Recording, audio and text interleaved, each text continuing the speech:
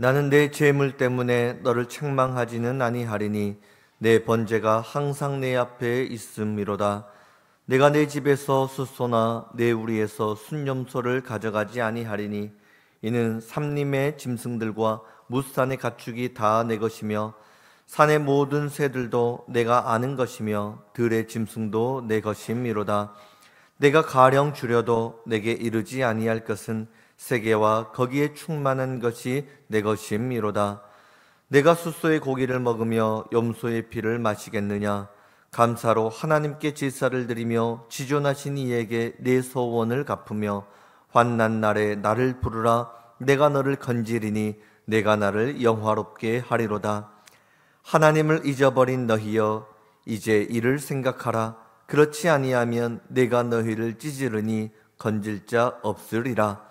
감사로 제사를 드리는 자가 나를 영화롭게 하나니 그의 행위를 옳게 하는 자에게 내가 하나님의 구원을 보이리라.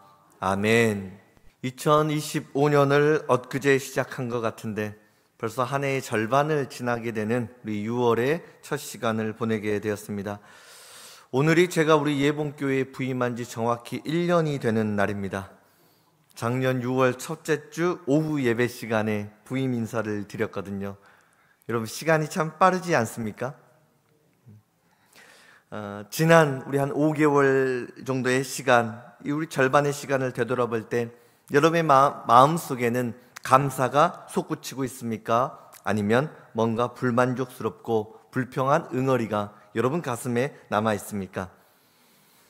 제21대 대통령 선거를 위한 사전투표가 지난주 목요일, 금요일 진행되었습니다. 그리고 6월 3일 대통령 선거일을 앞두고 있습니다. 두 번의 대통령 탄핵되었던 아픔, 이제는 그러한 아픔이 반복되지 않도록 많은 국민들이 깨어서 열심히 투표에 참여하고 있습니다. 건강한 대한민국 만들기 위해 너도 나도 애를 쓰고 있습니다. 그러나 지도자를 잃어버린 아픔이 너무 커서일까요? 정치적인 대립, 서로를 향한 날이선 질문들, 분열되고 찢겨진 사회적 갈등, 대통령 선거를 앞둔 이 시대의 마음은 무겁기만 합니다. 우리 현대인의 마음을 보면 그 안에 미움과 시기, 분노와 원망, 좌절이 가득 채워져 있는 것 같은 인상을 받습니다. 며칠 전에 해독 주스와 관련된 신문 기사를 한 편 읽었습니다. 다가오는 여름을 준비하면서 다이어트를 할 때 해독 주스를 만들어 마시면 도움이 된다, 이런 내용이었습니다. 해독 주스 어떻게 만든가 한번 찾아봤거든요. 이름만 들어도 맛이 없는 것처럼 느껴지는 브로콜리, 양배추, 당근, 이런 거를 잘게 썰어가지고 물을 부어서 10에서 한 15분 정도 끓여야 된답니다. 그리고 나서 삶은 채소에 사과, 바나나 갈아서 넣어 마시면 해독 주스가 된다고 합니다. 야, 해독 주스 정말로 맛없겠다, 이런 생각이 들었어요. 그래도 몸에 쌓여있는 독소를 빼준다고 하니까 한 번쯤 만들어 먹는 것도 도움이 되겠다, 그런 생각이 들었습니다. 몸에 쌓여있는 해독 주스, 몸에 쌓여있는 독소는 해독 주스를 마시면 해결됩니다. 그러나 우리 마음에 쌓여있는 상처의 독, 우리 영성을 병들게 만드는 원망의 독, 여러분, 이런 것들을 뽑아낼 수 있는 영적인 해독 주스는 없을까요? 오늘 본문은 그 해독 주스를 감사라고 알려줍니다. 지난 5월 8일 어버이날 저녁에 집에 들어갔더니 저희 딸 혜림이가 어버이날 축하한다고 꽃 한 송이를 사놨습니다. 근데 그 꽃을 보는데 그 꽃 속에 담겨진 아이의 마음이 참 예쁘게 느껴졌습니다. 그 꽃을 보는데 제 입가에 행복한 미소가 생겨납니다. 하루 정도 지났을까요? 어느새 그 꽃잎이 시들해지는 것 같습니다. 그래도 우리 아이가 사준 꽃인데 꽃이 시드는 게 안타까워서 꽃병에다가 물을 넣어놓고 그 꽃을 꽃병에 넣어두었습니다. 잠깐이었지만 시들었던 꽃잎이 다시 생기를 찾는 것 같았습니다. 마침 생기를 찾은 꽃잎이 숨쉬게 해주셔서 고맙습니다, 감사합니다, 꼭 저에게 감사의 인사를 빛내며 꽃잎을 생글생글 흔드는 것처럼 보여졌습니다. 마치 제가 무슨 큰 일이라도 한 것 같은 그런 기쁨이 제 마음에 생겨났습니다. 여러분, 제가 이래봐도요, 꽃 한 송이를 보면서 감성에 젖을 줄 아는 굉장히 분위기가 있는 남자입니다. 여러분, 지난 우리 6개월의 시간을 되돌아보면 여러분은 뭔가에 꽁꽁 갇혀있지는 않았습니까? 여러분을 꽁꽁 묶어버리는 어떤 사건은 없었습니까? 그래서 얼굴이 찌그러지고 언어에는 독이 숨어져 있고 마음은 상처로 얼룩지진 않았습니까?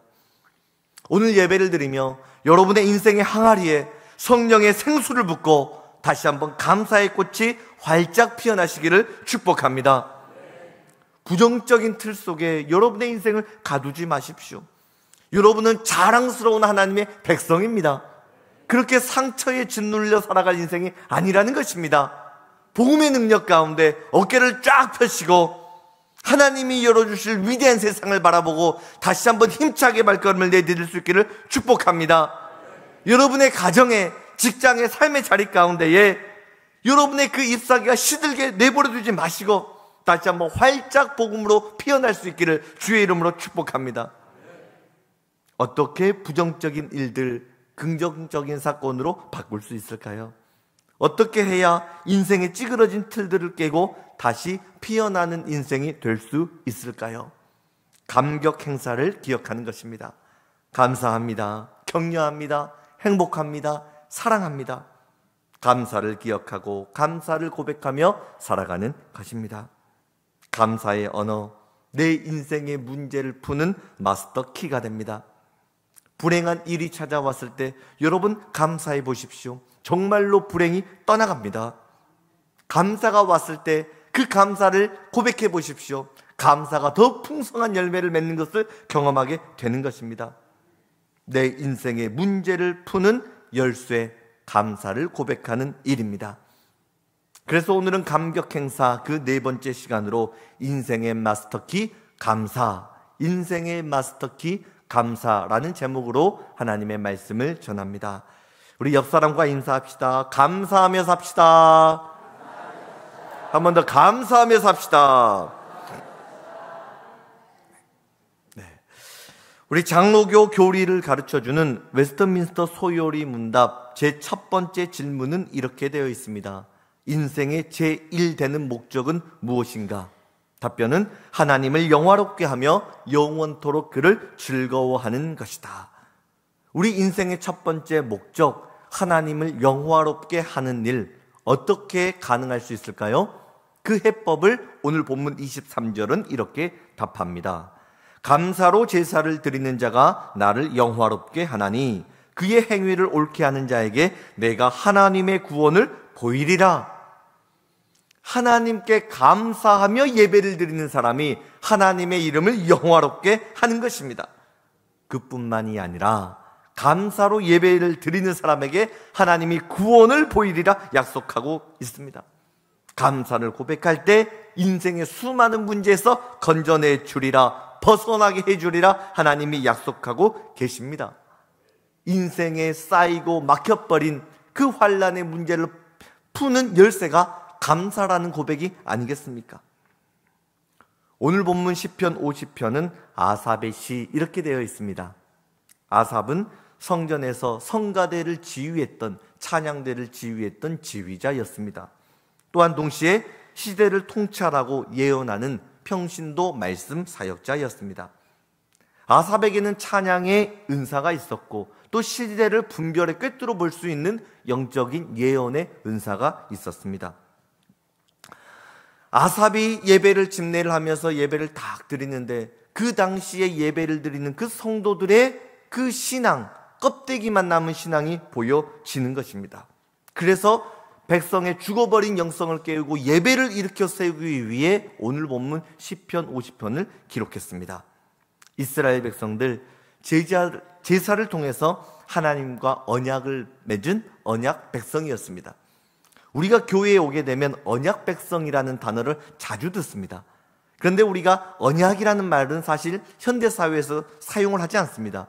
우리는 약속이라고 하지 언약이라는 단어를 사용하지 않거든요.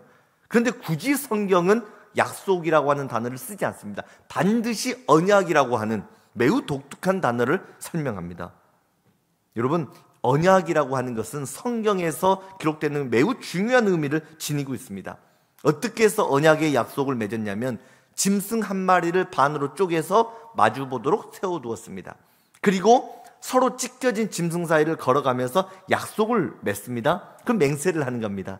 만약에 내가 이 약속을 어기면 내 몸이 짐승처럼 찢겨져서 죽겠습니다. 이게 그 당시의 약속이었습니다. 하나님은 아브라함아 내가 너를 축복한다, 너희 자손들을 축복한다 약속해 주셨습니다.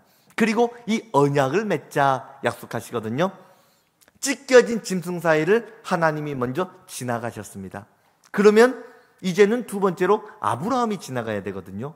그런데 이상합니다. 하나님만 지나갔는데 언약이 그걸로 체결되어 버립니다. 아브라함은 전혀 지나가지 않았거든요. 이러면 이 언약에 대한 모든 책임은 일방적으로 하나님이 지게 되어 있다는 것입니다. 하나님만 일반적으로 약속을 지켜야 되는 매우 불공정한 약속을 맺었습니다. 이것을 성경에서는 언약이라고 합니다. 자, 하나님이 아브라함을 축복한다, 아브라함의 후손을 축복한다 약속해 주셨거든요. 그런데 아브라함과 그 자녀들의 후손에 하나님의 축복이 사라져버리면 어떻게 된다는 거예요? 하나님의 몸이 갈기갈기 찢겼어라도 그 축복을 다시 되찾아 주겠다. 이게 언약입니다. 여러분, 이게 예수님 십자가입니다. 하나님은 내 삶을 감사로 채우기를 원하셨습니다.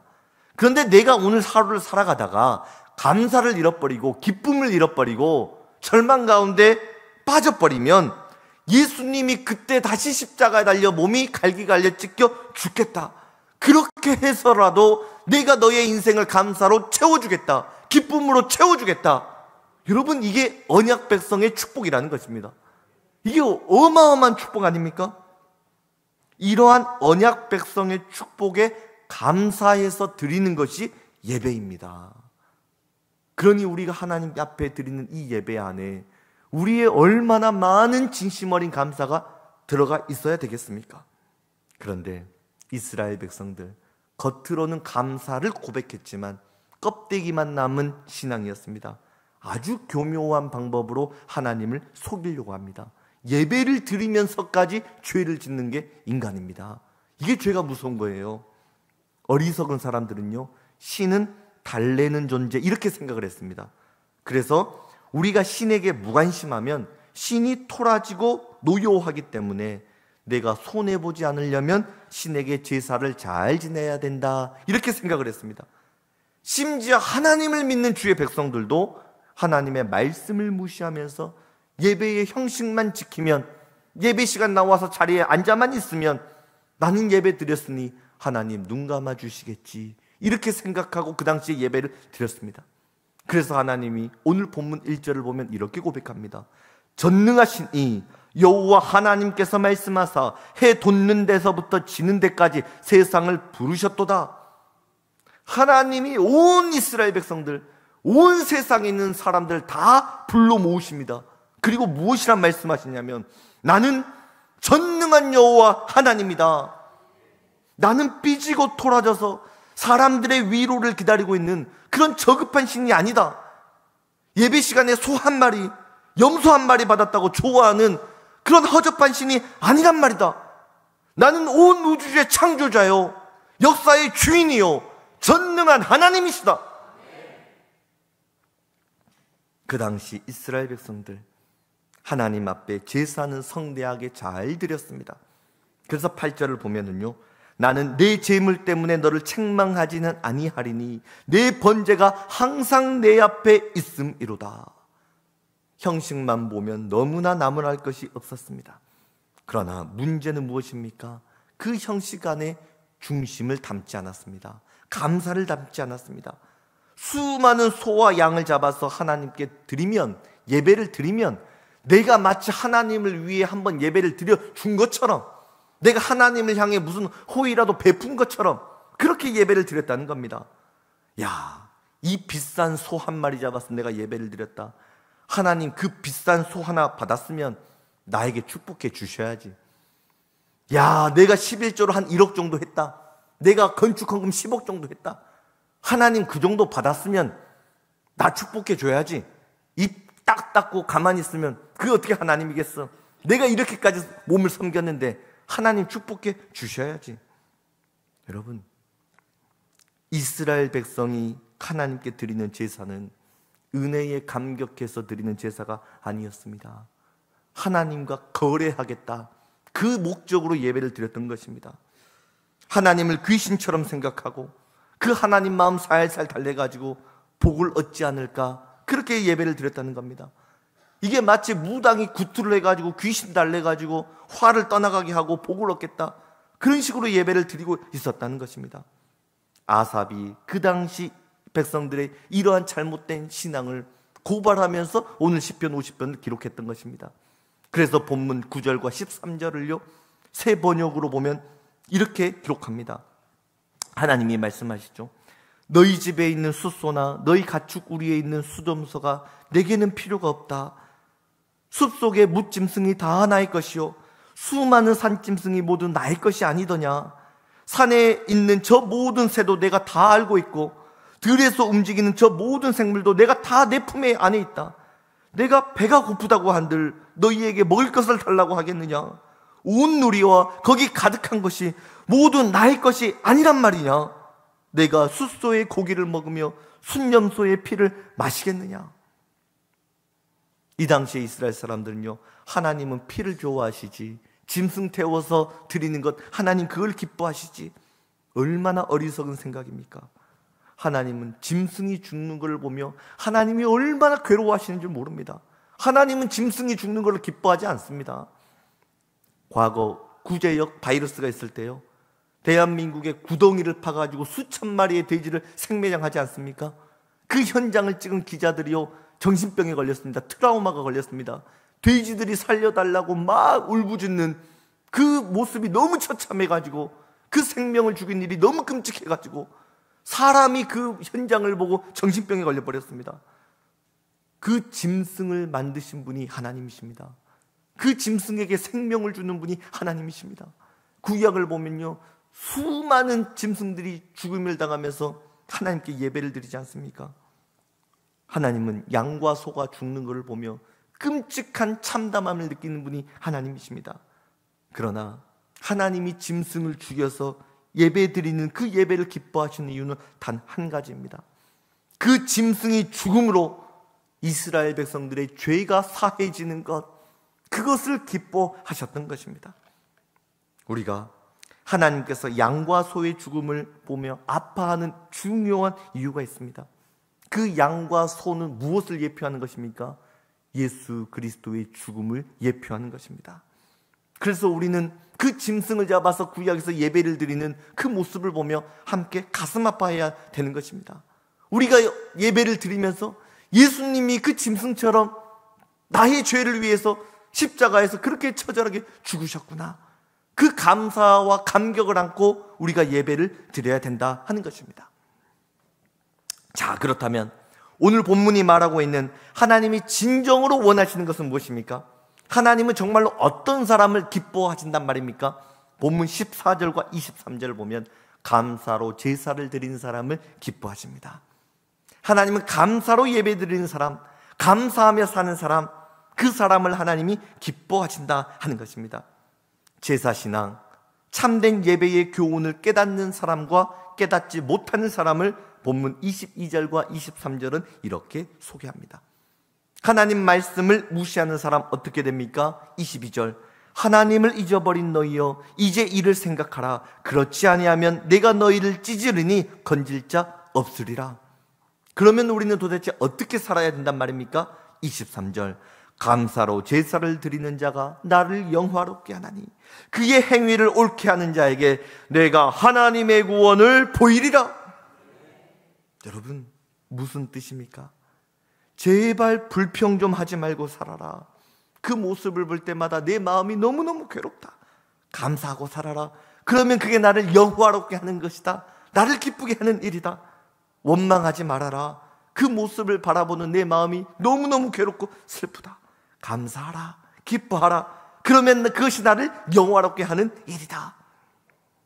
여러분, 우리가 이 어려운 시대를 살아가면서 그러면 도대체 우리는 어떻게 감사를 고백할 수 있습니까? 물론 소를 잡고 양을 잡아 감사의 물질을 드리며 하나님 앞에 예배를 드려야지요. 그러나 더 중요한 것은 그 속에 진심을 담는 일입니다. 감사를 담는 일입니다. 우리의 말로 하나님께 감사를 고백하는 일입니다. 여러분, 말로 감사를 고백하는 일 너무너무 중요합니다. 말이 건강해지면 모든 관계가 건강해집니다. 그런데 말에 날이 서 있으면 모든 관계가 무너져 버립니다. 인간관계 건강하게 세워가는 것 언어입니다. 불평의 말, 비판의 말은요, 관계를 깨버립니다. 우리가 누가 안 보이는 자리에서 다른 사람 흉을 보잖아요. 그러면 발이 달라고 어떻게 돼요? 돌고 돌아서 결국은 그 사람 귀에 들어가게 됩니다. 없는 자리에서 누구를 욕을 해도, 비판을 해도 그 관계는 깨져버리는 것입니다. 그런데 신비한 것은요, 감사의 언어로 칭찬을 하면 깨어진 관계가 세워집니다. 그 사람 없는 자리에서 내가 칭찬하잖아요. 그 말이 돌고 돌아서 그 사람 귀에 반드시 들어가게 됩니다. 이게 신비한 능력입니다. 특별히 가정이나 교회 공동체 안에서 감사의 언어를 하잖아요. 여러분, 가정이 굉장히 행복해집니다. 직장 공동체 안에서 서로 감사를 고백하잖아요. 공동체가 살아나는 경험을 하게 되는 것입니다. 에모토 마사루라고 하는 사람이요, 물은 답을 알고 있다. 굉장히 재밌는 책을 썼습니다. 물이 굉장히 아름다운 육각수로 변화되어지는 타이밍이 있대요. 언제 물이 육각수로 변하게 되냐면, 행복한 노래를 듣는데, 물이 노래를 듣는데 분자 구조가 옮겨져서 육각수를 만들어버린대요. 이 공간 안에 사람들의 행복한 웃음소리가 깔깔깔깔 웃음소리가 넘쳐날 때 물이 분자 구조가 바뀌어서 육각수를 만든다는 겁니다. 물이 신기하게 감사합니다, 사랑합니다. 여러분, 말을 못 알아들을 것 같은데 말을 알아듣는다는 걸. 어떻게 이런 일이 가능한가? 자, 감사의 말, 행복한 웃음소리가 나올 때 생기는 미세한 파장이 있다는 겁니다. 그 파장이 건강한 물의 결정체를 만든다. 저 책은 저렇게 주장을 합니다. 그런데 여러분, 이 물뿐만이 아니라 반려견을 키우시는 분들은 알 것입니다. 짐승이 사람의 언어를 어느 정도까지 알아들을 수 있는가, 이것은 더 연구를 해봐야 되지만, 주인이 사랑을 말하잖아요. 반려견에게 사랑해, 축복해 말을 하잖아요. 걔가 알아듣습니다. 그 미세한 그 감정의 파장을 반려견이 느낍니다. 그래서 걔를 안아주고 사랑해 하면 걔가 어떻게 해요? 꼬리를 치면서 막 이렇게 오면서 좋아가지고 막 주인 입술을 막 혓바닥을 막 낼름낼름 하트려고 막 하잖아요. 자기 예뻐해 주는 거 짐승이 다 느껴버리거든요. 우리가 어린 아기가 태어나면요, 언어를 처음에는 못 알아듣잖아요. 무슨 말인지 모릅니다. 그런데 엄마 아빠가 사랑해, 축복해, 너는 소중한 사람이야, 그렇게 말을 하잖아요. 그러면 그 축복의 언어에 담겨있는 미세한 감정을 어린아이들이 느낍니다. 그래서 이게 나를 사랑해 주는 말인지 나에게 뭐라고 야단치는 말인지 아기들이요, 기가 막히게 그걸 알아버린다는 겁니다. 진심 어린 감사의 말 한마디가 여러분 행복을 만들게 되는 것입니다. 우리의 인간의 뇌에는요, 약 140억 개의 세포로 구성되어 있다고 하죠. 그런데 우리의 생각과 우리의 마음이 언어가 불평으로 하루 쌓여가면 우리의 뇌세포가 굉장히 민감합니다. 불평을 말하는 익숙한 세포로 뇌세포가 바뀌어집니다. 그래서 불평의 체질을 만들어버린 겁니다. 그래서 우리가 어떤 사건이 딱 터지면요, 기가 막히게 그 불평할 조건들을 머리가 탁탁탁탁 찾아버립니다. 그래서 입만 열면 불평이 습관화되어서 말을 하는 사람들이 있죠. 배가 부르면 배불러서 죽겠다. 배고프면 배고파 죽겠다. 심심하면 심심해 죽겠다. 바쁘면 바빠 죽겠다. 추우면 추워 죽겠다. 더우면 더워 죽겠다. 희한하지요? 그런데 우리의 생각과 언어가 반대로 감사로 쌓여져 가잖아요. 그러면 우리 뇌세포가 감사의 세포로 실제로 바뀌어버립니다. 모든 날을 감사해버립니다. 월요일이 되잖아요. 원래 감사하는 날이구나. 그리고 감사합니다. 화요일이 되잖아요. 화가 나도 감사한 날이구나. 수요일 수시로 감사하는 날이구나. 목요일 목소리 높여서 감사하는 날이구나. 금요일 금세 감사하고 또 감사하는 날이구나. 토요일 토라진 사람을 보고도 감사하는 날이구나. 주일 주님을 보고 행복하고 감사하는 날이구나. 할렐루야. 감사하면 감사의 체질이 되는 것입니다. 불평하는 사람은요, 천국에 가려다 데리고 가도 불평을 한다고 하죠. 천국에 가면요, 천사들이 날개 6개를 확 하고 자기 몸을 가리면서 하나님을 찬양하지 않습니까? 근데 그 모습을 보며 천사 깃털은 바르게 정렬되어 있나 그거 찾는다고 하죠. 천사 날개 밑으로 발꼬락 나왔나 안 나왔나 그거 찾아본다고 하죠. 그런데 감사할 줄 아는 사람은요, 지옥에 데려다 놔도 감사를 한다고 합니다. 한국 사람은요, 지옥의 불구덩이에 떨어져도 야, 불가마에 들어왔다, 뜨뜻하네, 좋구나, 좋아한다는 겁니다. 그렇다고 해서 여러분 지옥 불가마 가면 큰일 납니다. 큰일 납니다. 천국에 가야죠, 우리 모두. 무슨 뜻입니까? 감사할 조건이나 감사의 환경이 있다는 것이 아닙니다. 감사하는 사람만이 있다는 것입니다. 여러분, 우리의 말에는 정말 권세가 있습니다. 여러분, 이 신비한 능력을 여러분 믿으셔야 됩니다.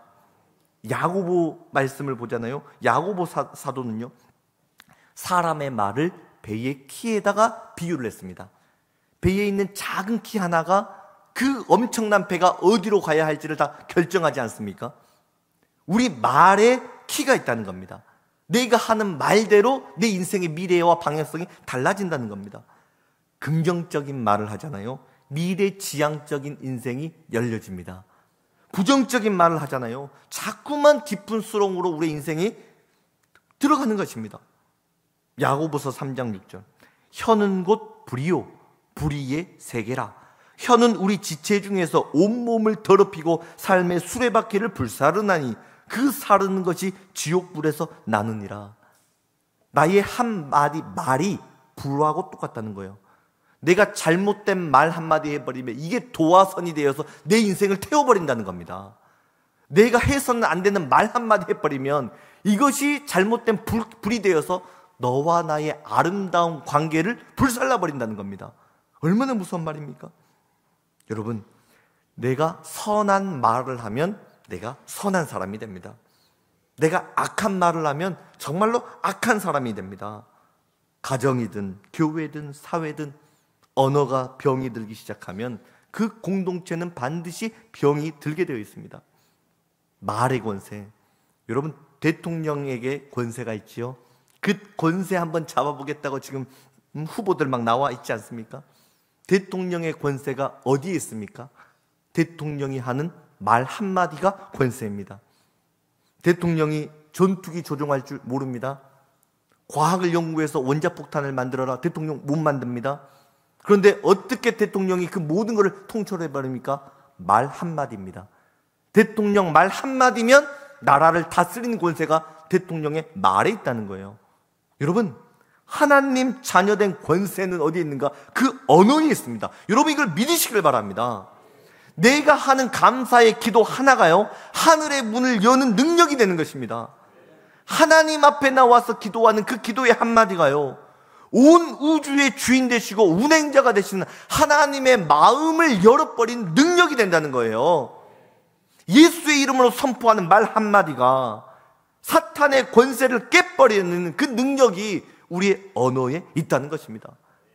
그래서 우리 하나님의 자녀들은 늘 내가 하는 말에 여러분 신경을 써야 됩니다. 항상 긍정적인 말을 하는 거예요. 믿음의 말, 축복의 말, 격려의 말, 능력의 말, 행복의 말, 아멘이 안 나와서 하는 거예요. 사랑의 말, 격려의 말, 축복의 말, 믿음의 말을 하는 것입니다. 할렐루야. 그렇게 세워가는 겁니다. 세워가는 것입니다. 우리가 말이요, 이 공동체를 전염시키는 굉장히 무서운 특징이 있습니다.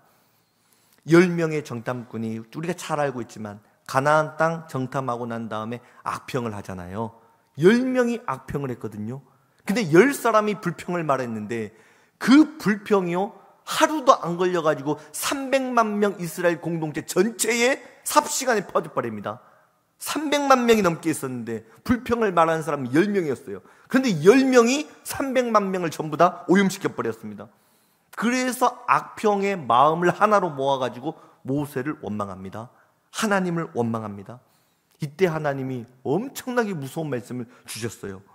민수기 14장 28절.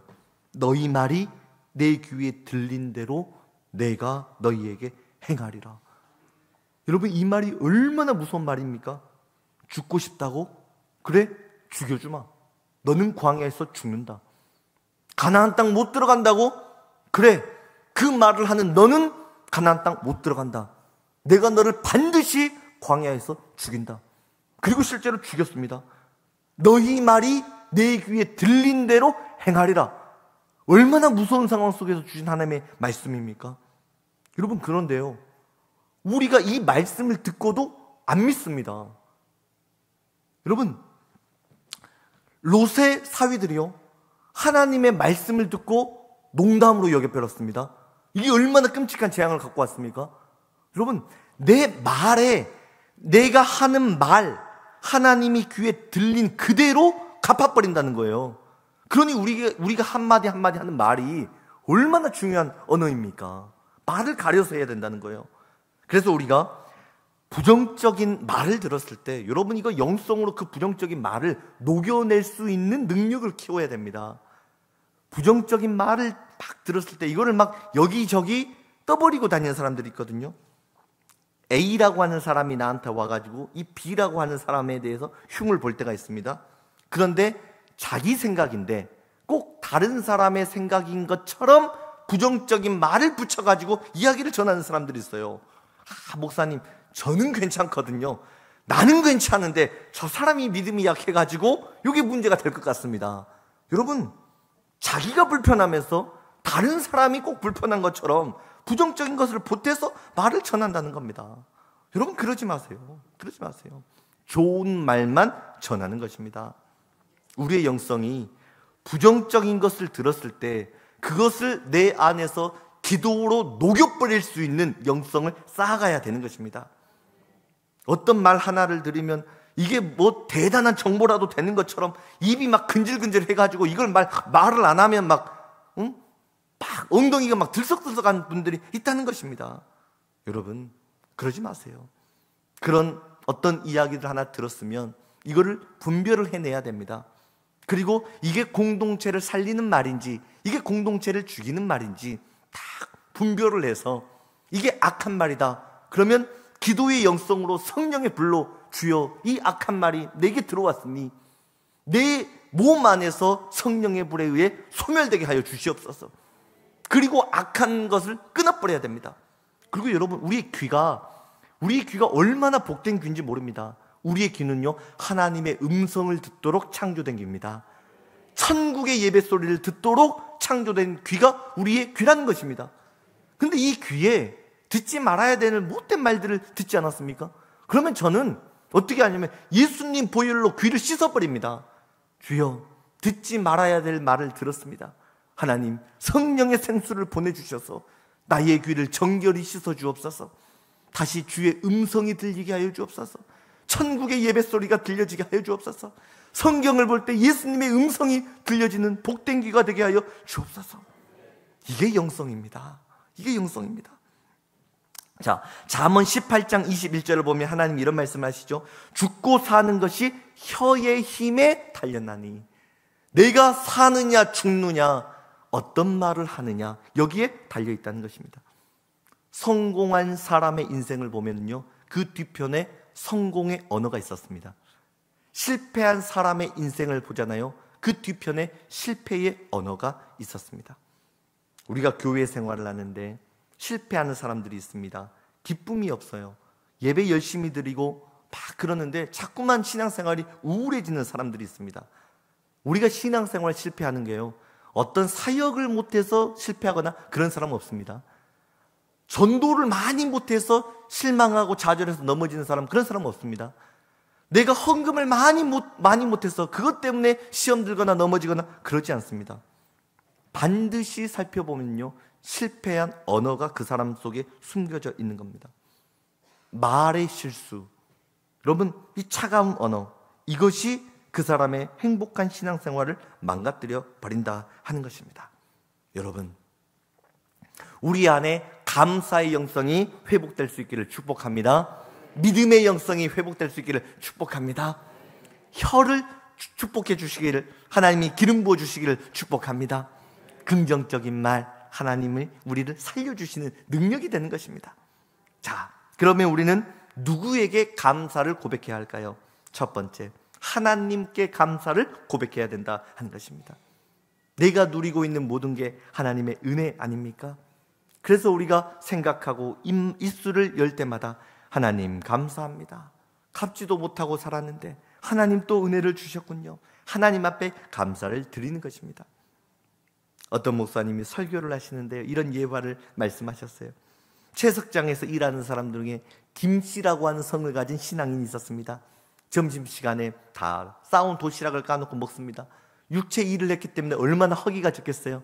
다른 사람 허겁지겁 먹는데 이 김씨 아저씨 김밥 한 줄 싸와가지고 그 앞에서 감사 기도를 하고 있습니다. 옆에 있는 사람들이 아이고 기도하다가 날 새겄다, 김밥 한 줄 뭐 그리 고맙다고 막 놀려댑니다.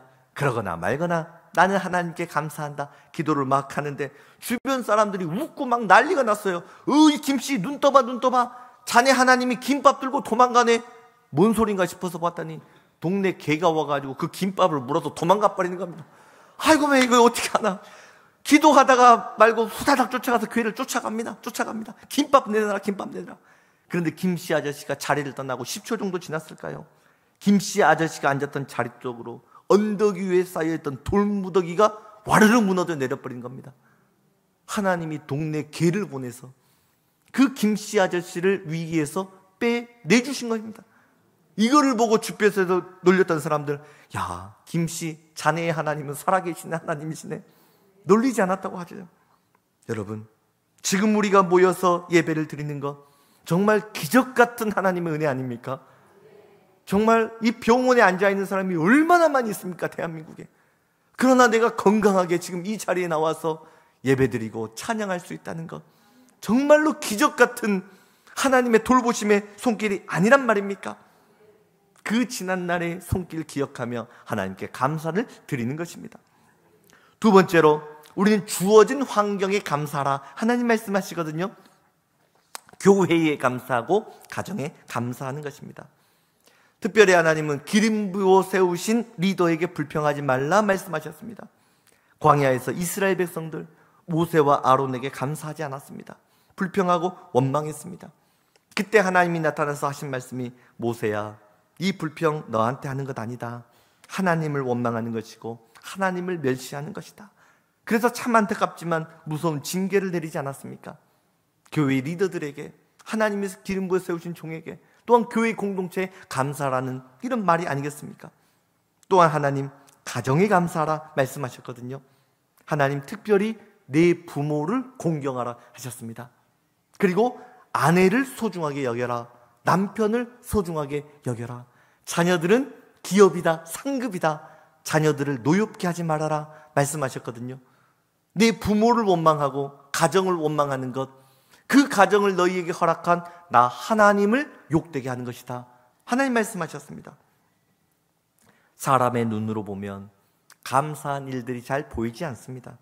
그런데 믿음의 눈으로 보면 모든 것이 감사투성입니다. 저하고 제 아내 이한나 사모는요, 이렇게 차 한 잔 마시면서 제가 이렇게 농담하는 거를 굉장히 좋아합니다. 자녀들과 같이 밥을 먹고 같이 차 한 잔을 나누고 있는데 제가 농담을 했어요. 야, 이한나 사모, 평생 잘한 일 한 가지 있다면 남편 잘 만나서 호강하는 거지. 나 아니었으면 시골에서 살았을 건데 남편 잘 만나서 인천 예봉교회 오고 수도권에 사는 거지. 호강하는 줄 알아, 호강하는 줄 알아. 간이 크죠? 그러면 그 말을 듣던 제 아내는, 그래, 내가 남편은 잘 만났지. 그런데 여보, 항상 기억해. 당신을 알아보고 아무것도 없었을 때 비전을 주고 목회이기로 인도한 사람은 나야. 나 아니었으면 지금 당신도 없는 거지. 그러면 제가, 그래, 맞아. 내가 당신 만나서 목회의 꿈을 찾았지. 얘들아, 아빠가 엄마 덕분에 목사님이 될 수 있었다. 여보, 내가 당신 만나서 고마워. 행복한 가정을 꾸릴 수 있어서 고마워. 사랑해. 이렇게 이야기를 하거든요. 여러분, 제가 뭐 대단한 사람도 아닌데 왜 부족한 것이 없겠습니까? 남편으로, 가장으로 부족한 것 투성이죠. 그러나 아내는 남편을 보고 고마워하는 겁니다. 남편은 아내를 보며 사랑하는 겁니다. 자녀들 마음 아프게 하는 일이 왜 없겠습니까? 보면 눈물만 나는 일투성이지요. 그러나 건강하게 자라서 고맙다 말하는 것입니다. 내 옆에 있는 소중한 사람들 믿음으로 보내주며 함께 신앙생활을 할 수 있어서 고맙습니다, 행복합니다 고백하며 살아가는 것입니다. 박필 목사님이 쓰신 감사의 비밀, 이 책을 보면 마지막 결론을 이렇게 목사님이 적으셨습니다. 감사는 꽃씨와 같다. 감사할 때마다 꽃씨를 뿌리는 것이다. 감사하는 사람 곁에는 꽃밭이 생겨나고 향기가 가득해진다. 더 많은 감사의 열매가 맺혀진다. 반면 불평은 쓰레기다. 불만, 불평하는 언어가 쌓여지면 더러운 쓰레기가 내 곁에 쌓이는 것이다. 문득 썩은 냄새가 나고 구더기, 파리떼가 들끓게 된다. 이렇게 기록을 하고 있습니다. 어떤 말을 하느냐에 따라서 여러분 인생의 밭에 맺혀지는 밭의 열매가 달라지는 것입니다. 부정적인 인생의 문을 닫고 축복의 문을 여는 열쇠가 있습니다. 감사라고 하는 열쇠입니다. 하나님이 오늘 말씀을 통해서 우리 인생의 모든 문제를 열어버리는 마스터키를 우리에게 주셨습니다. 그 열쇠는 감사라고 하는 열쇠입니다. 여러분의 마음에는 감사의 열쇠가 있는 줄 믿으시기를 바랍니다. 그 감사의 열쇠 손에 들고 문제를 열어버리고 닫혀진 이웃의 마음의 문을 열어버리고 축복의 문을 여시는 은혜와 복을 받는 믿음의 주인공 되시기를 축복합니다. 기도하겠습니다. 하나님 아버지, 고맙고 감사합니다. 하나님, 우리 상반기를 우리 마무리하고 하반기를 걷게 되는 6월의 첫날을 지나며 오늘 하나님 앞에 감사를 드립니다. 갚지 못하고 살아온 인생인 줄 아시지만 또 은혜 주시고 복을 주셔서 고맙고 감사합니다. 우리는 자주 하나님을 떠났지만 하나님 한 번도 우리를 떠난 적 없으시고 언제나 우리와 함께 해주셔서 감사합니다. 주님, 이 시간 감사의 열매가 녹슬어버리는 심령이 있습니까? 주여, 이 시간 성령의 기름으로 다시 한번 닦아 주시옵소서. 감사함으로 하늘의 문을 열고 축복의 문을 열고 이웃의 문을 열고 공동체의 문을 여는 은혜를 허락하여 주시옵소서. 무심코 던졌던 불평의 말들, 비판의 말들, 내 가족, 내 공동체 안에 쌓아두었던 추하고 더럽고 악한 말들 오늘 성령의 불로 태워 주시옵소서. 하나님, 이 시간 우리에게 기름 부어 주셔서 성령의 언어와 믿음의 언어와 감사의 언어와 사랑의 언어가 가정과 교회 안에 가득 넘치게 축복하여 주옵소서. 예수님 이름으로 기도드립니다. 아멘.